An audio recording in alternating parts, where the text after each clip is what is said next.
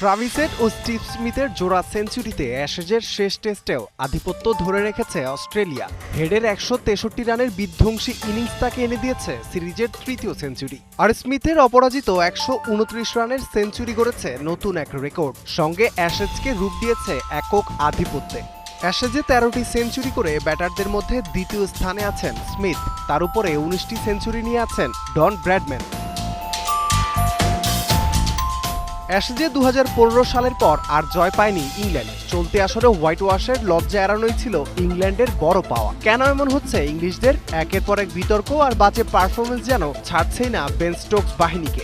কিছুদিন আগেই সিরিজের মাঝে নুসা সৈকতে অতিরিক্ত মদ্যপানের অভিযোগে বিতর্ক হয়েছিল স্টোকসদের ঘিরে।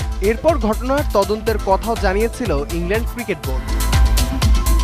শুরুর টানা ৩ টেস্ট জিতে সিরিজ নিজেদের করে নেয় অস্ট্রেলিয়া। হোয়াইট ওয়াশের হুমকির মুখে চতুর্থ টেস্টে জয় পেলেও শেষ টেস্টে আবারও ধরাশায়ী হচ্ছে থ্রি লায়ন্সরা।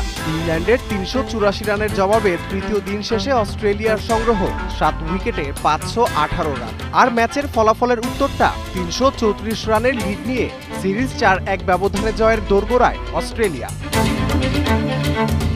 রাফিল ইসলাম রাতুল, ৭১।